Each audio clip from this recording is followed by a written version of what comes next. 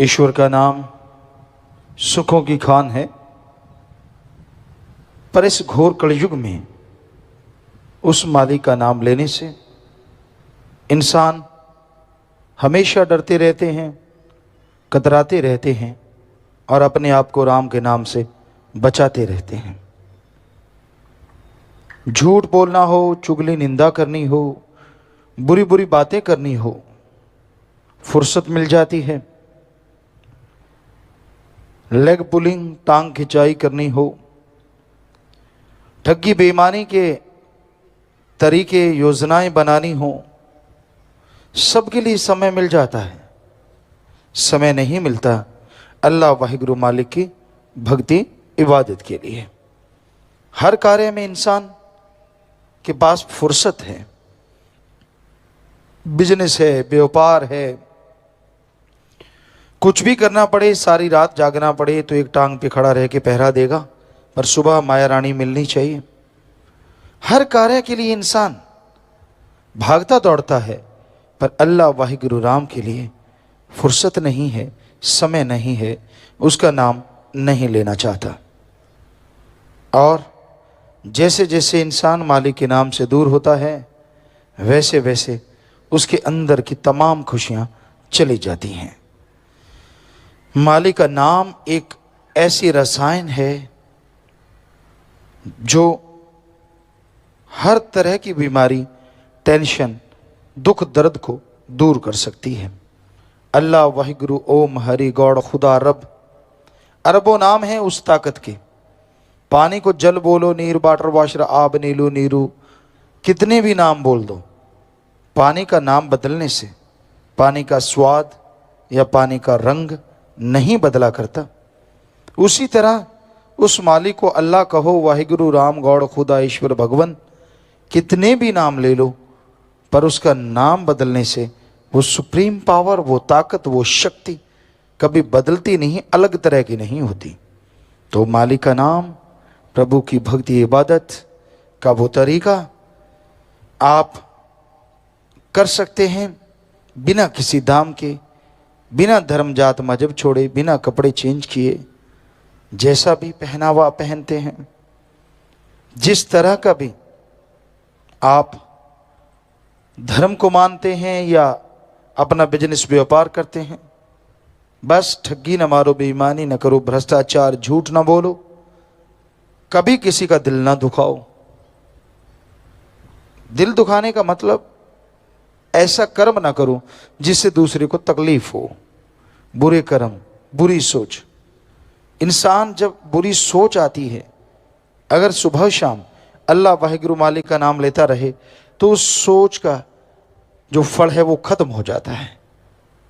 कोई भी दिमाग विचार शून्य तो हो ही नहीं सकता। विचार तो चलते रहते हैं, कभी कोई आया, कभी कोई आया, कभी कोई आया, कभी कोई आया, लेकिन उन विचारों को फॉलो ना करो, बुरे विचारों के पीछे चलो ना, बुरे विचारों के अनुसार काम करो ना, तो भी आप बुराइयों से बच जाएंगे और मालिक की कृपा दृष्टि के काबिल बन जाएंगे।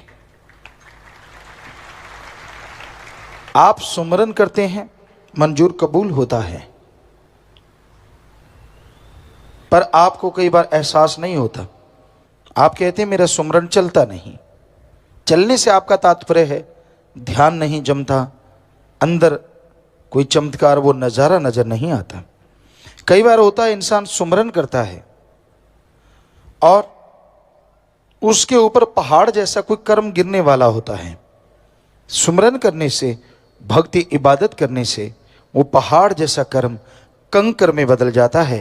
तो ये नहीं कि सुमर ने काम नहीं किया, सुमर ने तो काम किया पर आपको महसूस नहीं होने दिया। कोई भी काम आप करते हैं उसका फल मिलता है, कम ज्यादा थोड़ा बहुत कुछ ना कुछ तो मिलता है। दुकानदारी कर ली, ज्यादा तजर्बा नहीं तो थोड़ा लाभ है, ज्यादा तजर्बा कुछ ज्यादा लाभ है, लेकिन कुछ ना कुछ तो फायदा है। तो हम आपको 100% गारंटी देते हैं कि अगर दुनियावी काम धंधे का जरा सा भी फायदा होता है, चाहे वो कोई भी काम हो, तो राम नाम का 100% फायदा होता है, आपने जो जाप कर लिया। गारंटेड है, 101% आपको गारंटी देते हैं। अल्लाह वाहिगुरु मालिक का नाम फायदा करेगा ही करेगा। सपने में आपके कर्म कट जाएंगे, जीते जी गम दुख दर्द चिंताओं से आप आज़ाद हो जाएंगे। क्या मालूम राम के नाम से, ओम हरि मालिक की भक्ति इबादत से आपके कौन से पाप कट जाएं। इसलिए मालिक का नाम अगर आप जपना चाहते हैं, उसकी भक्ति इबादत करना चाहते हैं, तो आपको कोई जोर नहीं लगेगा। परिवार नहीं छोड़ना, काम धंधा नहीं छोड़ना, जंगल पहाड़ उजाड़ों में नहीं जाना, वेशभूषा बदलना नहीं, बस अपने विचारों को बदलना है। अपने आप नहीं, सुमरन के द्वारा, राम नाम के द्वारा, अल्लाह वाहिगुरु मालिक की भक्ति इबादत के द्वारा विचार बदलते जाएंगे और आप मालिक के नज़दीक होते जाएंगे। मालिक कभी किसी से कोई पैसा नहीं लेता। ये तो इंसान लेते हैं, इंसान देते हैं। ये तो इंसान का बिजनेस है, भगवान का नहीं।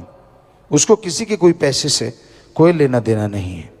तो इसलिए अगर आप मालिक की कृपा पात्र बनना चाहते हैं, उसकी खुशियां हासिल करना चाहते हैं, तो आप मालिक के नाम का सुमरन करें, उसकी भक्ति इबादत करें। वो सुमरन आपको देखी अनदेखी खुशियों से मिलाएगा, सोची ना सोची खुशियों से मिला देगा, आपकी कल्पना या कल्पना से बाहर को आपके पास ला देगा। आप कल्पना भी नहीं कर सकते वो परमानंद की प्राप्ति होगी। ये प्रैक्टिकली मेथड ऑफ मेडिटेशन। लगातार जो जाप करते हैं, लगातार जो भक्ति करते हैं, भक्ति के समय फल की आशा ना करो। फिर भी मालिक ने फल देना है, मालिक से मालिक को मांग के भक्ति करो। इससे सर्वश्रेष्ठ तरीका और कोई नहीं हो सकता।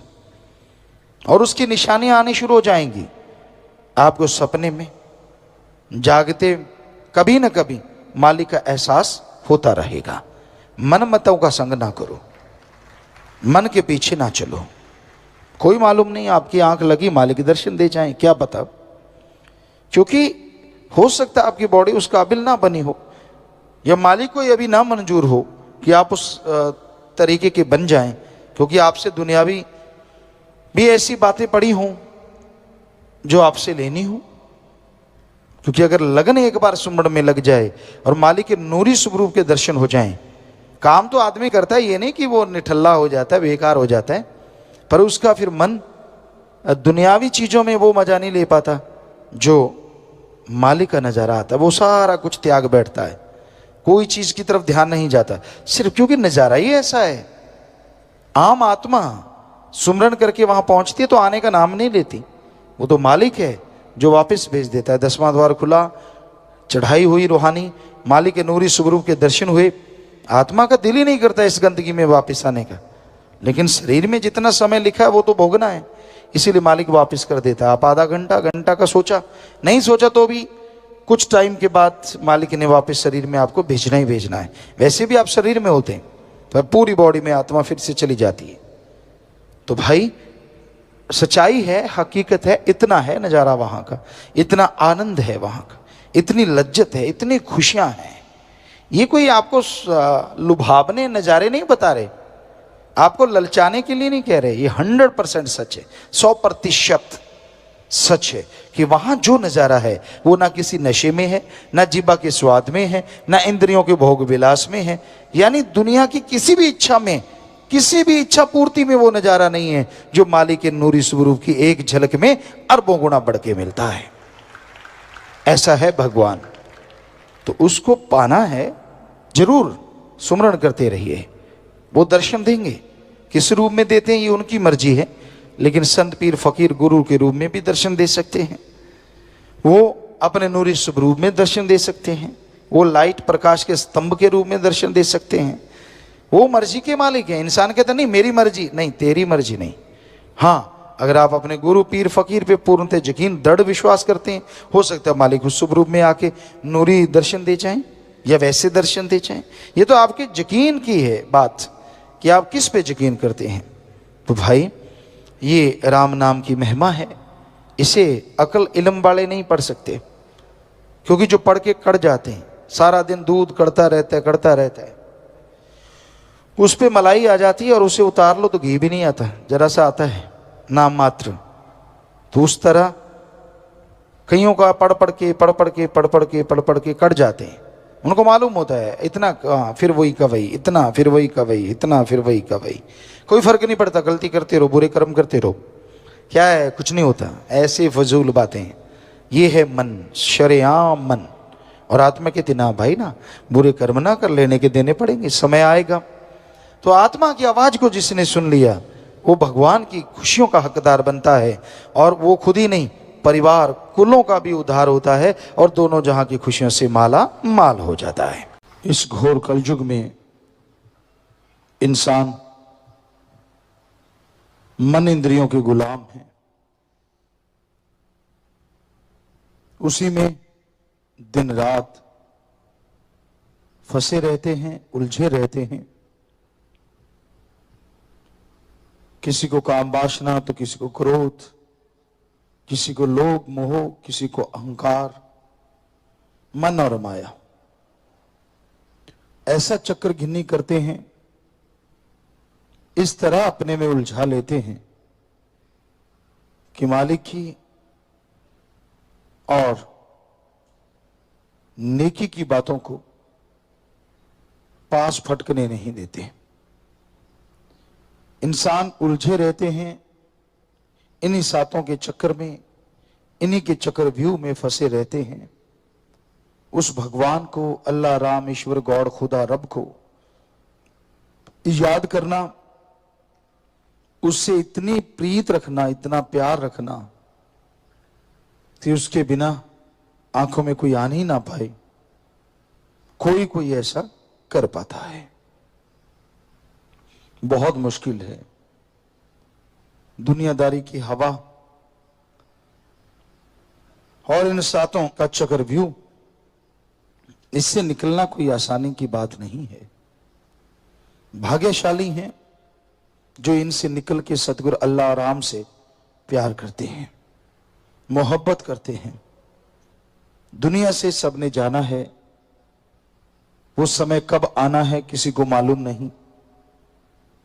पता नहीं कब बुलावा आ जाए और इंसान को जाना पड़े। लेकिन जीते जी जो नेकी करते हैं, जीते जी जो भलाई करते हैं, जीते जी जो अल्लाह वाहिगुरु राम की भक्ति इबादत करते हैं, उनका नाम दुनिया गाए ना गाए, लेकिन दोनों जहां में उनकी जय जयकार जरूर होती है। भगवान की दरगाह में बहुत ऊंचा दर्जा मिलता है। भगवान की दरगाह में लोग उसे नमस्कार करते हैं, रूहों की पहचान होती है। हर कोई सजदा करता है, वाह यार ये ओढ़ निभा गया। यानी जैसी भगवान से प्रीत लगाई वैसी आखिर तक निभा देना, यही बहादुरी है। इसमें तरह तरह की रुकावटें आती हैं।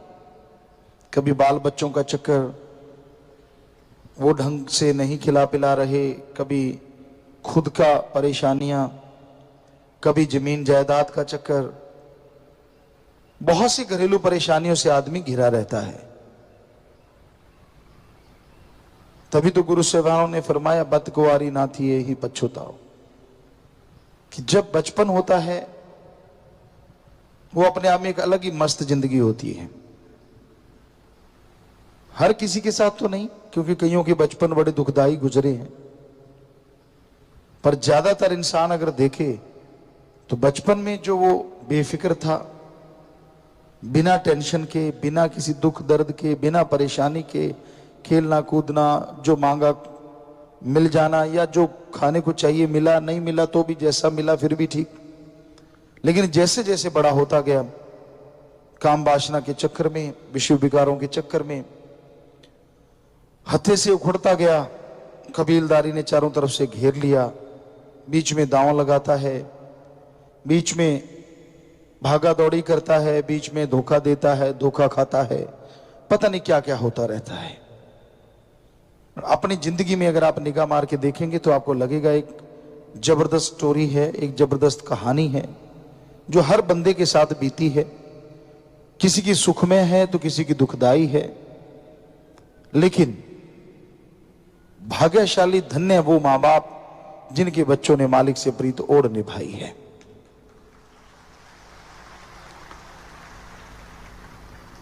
इतनी दुखदाई जिंदगी में, इतनी चक्रव्यूह में फंसे होने के बावजूद जो ईश्वर की भक्ति करते हुए ईश्वर से प्रीत और निभा देते हैं, उनसे भाग्यशाली कोई दूसरा हो ही नहीं सकता। और उनकी वजह से जब वो ओढ़ निभा के जाते हैं तो आगे दरगाह में जो रूहें उल्ट फंसी होती हैं या किसी जूनों में, तो मालिक रहमो करम करके पूर्ण गुरु पीर फकीर की उस रूह को हुक्म दे देते हैं कि अपनी रूहों को साथ ले जा। तो अपने पिछले बुजुर्गों को, फंसी हुई रूहों को भी निकाल के ले जाते हैं, इसलिए भी जय जयकार होती है।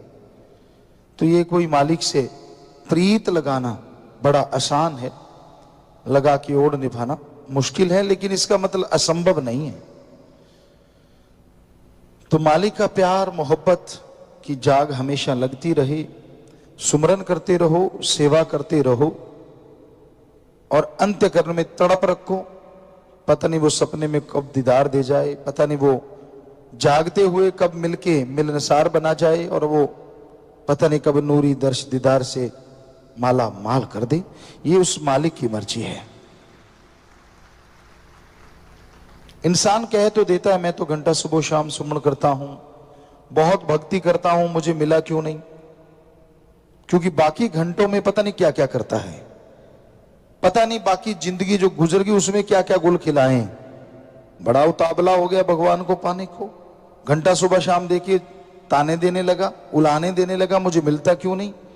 और जो जो गुल खिलाए हैं, कितने घंटे बर्बाद किए, कभी उनका जिक्र किया? कभी वो दिमाग में आया यार मैंने क्या क्या कर रखा है? फिर क्या हो गया? अगर भगवान नहीं आ रहे फिर भी सुकून तो देते हैं, चैन तो देते हैं, अंदर खुशी तो देते हैं, जीने की राह तो आसान बना देते हैं, पहाड़ जैसे कर्म कंकर में तो बदल देते हैं। वो तो शुक्राना नहीं करता। एकदम से 10वां द्वार खुले और मुझे नूरी स्वरूप दिख जाए, बस ये चाहना है। चाहना करना कोई बुरी बात नहीं, लेकिन ये तो उसकी मर्जी है ना, आप उसके काबिल कब बने, कब उसके लायक बने और वो नूरी स्वरूप भगवान आपको दिखाए। पर उससे पहले ये हो नहीं सकता कि भक्ति करने वाले, सेवा करने वाले और वचनों पे पक्के रहने वालों को मालिक अपनी झलक ना दिखाए। वो दिखाता रहता है, कहीं ना कहीं, किधर ना किधर, कोई ना कोई उनका इशारा आता रहता है। उसको पकड़ो ना पकड़ो ये तो आपकी मर्जी है, लेकिन ऐसा संभव है कि वो जरूर दिखाता है, हर हाल में दिखाता है। तो उससे प्यार करो, भगवान से। पर भगवान से प्यार अगर बढ़ाना चाहते हो तो उसकी बनाई औलाद से जरूर प्यार करो। उसकी औलाद, सृष्टि की सेवा जितनी करते जाओगे उतनी मालिक की खुशियां आपकी झोली में आती जाएंगी। भगवान का नाम ही सुखों की खान है। जब इंसान भगवान का नाम लेता है और लगातार लेता चला जाता है तो आने वाले पहाड़ जैसे कर्म कंकर में बदलते चले जाते हैं।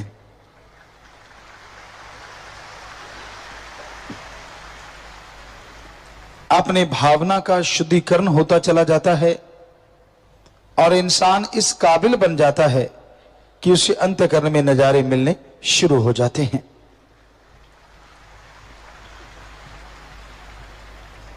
सुमरन करने के लिए कोई अलग से टाइम, अलग से समय की उतनी जरूरत नहीं जितना कि सुमरन करना जरूरत है। मान लीजिए आप पैदल जा रहे हैं, चलते, बैठ के, लेट के, काम धंधा करते, सुमरन अगर आप कर लेते हैं तो वो सुमरन आपके लिए फलदायी जरूर होता है। किया गया सुमरन कभी भी खाली नहीं जाता। थोड़ा करो, ज्यादा करो, ये तो आपके ऊपर निर्भर है, लेकिन जितना करते हो वो मालिक की दरगाह में मंजूर कबूल जरूर होता है। पर अहम और जरूरी यह होता है कि आप वचनों के पक्के रहें। जब तक वचनों पे पक्के नहीं रहते सुमरन बनता नहीं। मालिक तो दया के सागर, रहमत के दाता, वो तो रहमो करम करते ही रहते हैं और करते ही रहेंगे।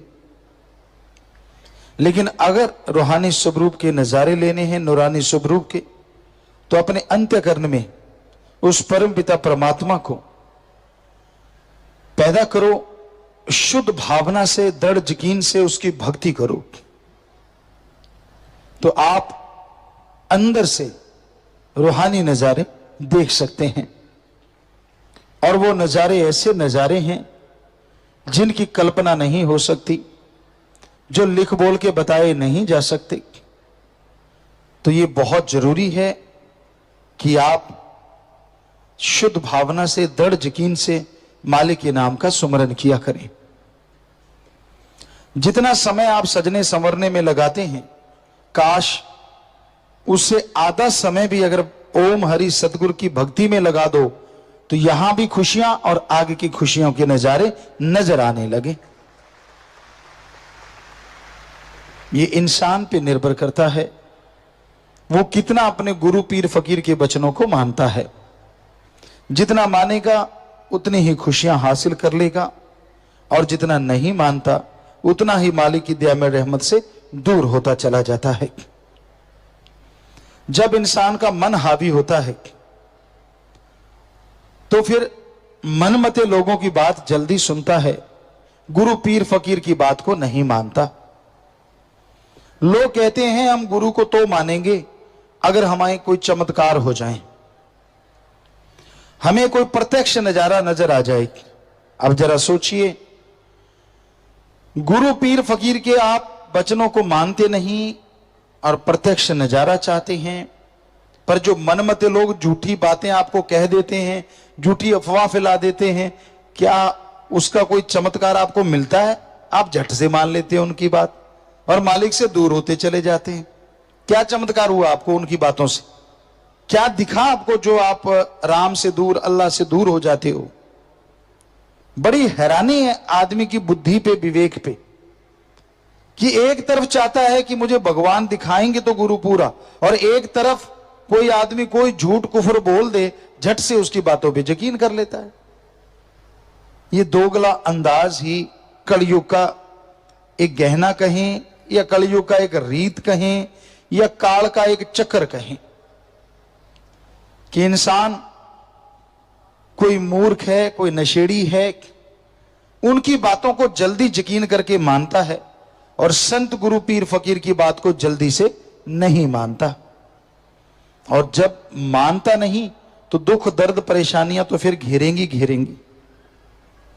मुश्किलें तो आएंगी, पर कब आएंगी, किस टाइम आएंगी, इसका कुछ पता नहीं।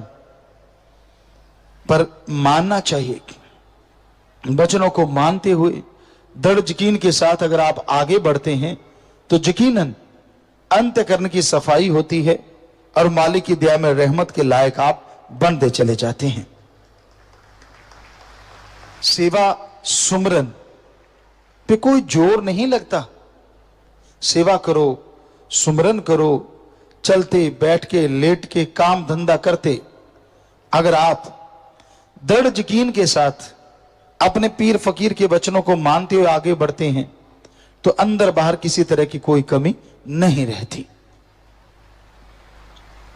तो दृढ़ यकीन हो, वचनों के पक्के बनो, तो उस परम पिता परमात्मा के नजारे जरूर देख पाओगे। जब इंसान मन मते चलता है, मन के अनुसार ही करता है, मन जो कहे वो कार करे, और संत वचनों पे तकरार करे या इनकार करे, बेपरवाह एक भजन, मन कहता है उस पे तकरार नहीं करता। थोड़ा सत्संगी लोग करते हैं, यार मैं नहीं करूंगा, मन मुझे तंग कर रहा, मैं नहीं मानूंगा।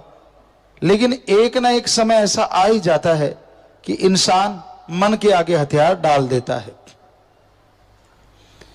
और संत पीर फकीर कहते कि तू ये काम कर भाई, आपस में प्यार करो, आपस में बेगर्ज निस्वार्थ भावना से एक दूसरे की मदद किया करो, तो इंसान सुनता नहीं।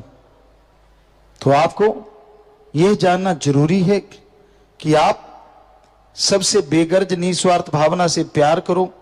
लड़ाई झगड़ा नफरत ये कभी ना करो, क्योंकि लड़ाई झगड़ा नफरत ही इंसान को दूर करती है मालिक से, इंसानियत से, सुख शांति से, परमानंद से। तो ये बहुत जरूरी है कि आप अपने अंतःकरण की सफाई करें और संत पीर फकीर जो कहते हैं उनके वचनों पे अमल करें, दृढ़ यकीन के साथ आगे बढ़ें, ताकि मालिक की तमाम खुशियों के हकदार आप बन सकें। हर आदमी के अंदर खुशियों के भंडार हैं, दया में रहमत के भंडार भरे हुए हैं, पर ये तभी मिलते हैं जब इंसान संत पीर फकीर की बात पे अमल करते हैं। और वो अमल करना, सेवा करो, सुमरन करो, सबका भला मांगो, जो इन बातों को मानते हैं वो मालिक की दया में रहमत के पात्र बन जाते हैं। उन्हीं पे मालिक की दया में रहमत बरसती है। तो आप सेवा सुमरन करें, मालिक की भक्ति इबादत करें, उसी से तमाम खुशियां आएंगी, उसी से अंतःकरण की सफाई होगी और फिर कण कण में, जर्रे जर्रे में मालिक के नजारे मिलने शुरू हो जाएंगे।